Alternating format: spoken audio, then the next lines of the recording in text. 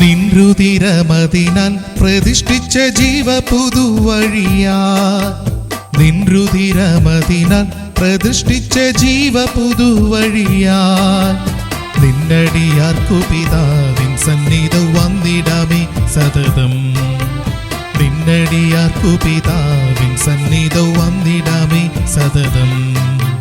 വന്ദനം യേശുപര, നിനക്കെന്നും വന്ദനം യേശുപര, വന്ദനം യേശുപര, നിനക്കെന്നും വന്ദനം യേശുപര.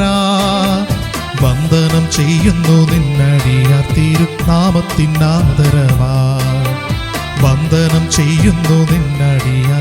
ക്രിസ്തുയേശുവിന്റെ നിസ്തുല്യ നാമത്തിൽ ശുഭസന്ദേശത്തിലേക്ക് സ്വാഗതം. വിശുദ്ധ വേദപുസ്തകത്തിൽ മത്തായി എഴുതിയ സുവിശേഷം 10-ാം അധ്യായം 15-ാം വാക്യത്തിൽ നാം ഇപ്രകാരം വായിക്കുന്നു: ന്യായവിധി ദിവസത്തിൽ ആ പട്ടണത്തെക്കാൾ സൊദോമരുടെയും ഗോമോരയുടെയും ദേശത്തിന് സഹിക്കാവതാകും എന്ന് ഞാൻ സത്യമായിട്ട് നിങ്ങളോട് പറയുന്നു. ഒരു സുഹൃത്ത് എന്റെ അടുക്കൽ വന്ന് എന്നോട് ചോദിച്ചു, ഞായറാഴ്ചകളിൽ എല്ലാവരും വിശ്രമിക്കുകയും വിനോദങ്ങളിൽ ഏർപ്പെടുകയും ചെയ്യുമ്പോൾ നിങ്ങൾ പള്ളിയിൽ, അതായത് സഭയിൽ പോവുകയാണല്ലോ ചെയ്യുന്നത്. നിങ്ങൾ നിങ്ങളുടെ ജീവിതത്തിൽ എന്താണ് നഷ്ടമാക്കുന്നതെന്ന് നിങ്ങൾക്കറിയില്ലേ? ഞാൻ പറഞ്ഞു, ഇത് സത്യമാണ്. എൻ്റെ ജീവിതത്തിൽ എനിക്ക് ഒരുപാട് കാര്യങ്ങൾ നഷ്ടപ്പെട്ടു, ഭാവിയിലും പലതും നഷ്ടമാകുകയാണ്, പോവുകയാണ്. അദ്ദേഹം ചോദ്യം തുടർന്നു, എന്തെല്ലാമാണ് നഷ്ടപ്പെടാനുള്ളത്? ഞാൻ മറുപടി പറഞ്ഞു, കർത്താവായ യേശുക്രിസ്തുവിലുള്ള വിശ്വാസത്താൽ എനിക്ക് പാപമോചനം ലഭിച്ചു. കർത്താവായ യേശുക്രിസ്തു സർവ്വമാനവരാശിക്കും വേണ്ടി മനുഷ്യന്റെ പാപത്തിന്റെ ശിക്ഷ സ്വയം ഏറ്റെടുത്ത് ക്രൂശിൽ യാഗമായി 3-ാം ദിവസം മരിച്ചവരുടെ ഇടയിൽ നിന്നും ഉയർത്തെഴുന്നേറ്റു. അവനിൽ വിശ്വസിക്കുന്നവന്റെ പാപങ്ങൾ ക്ഷമിക്കപ്പെടുന്നു, നരകശിക്ഷയിൽ നിന്നും വിടുവിക്കപ്പെടുന്നു. കർത്താവായ യേശുക്രിസ്തുവിലുള്ള വിശ്വാസത്താൽ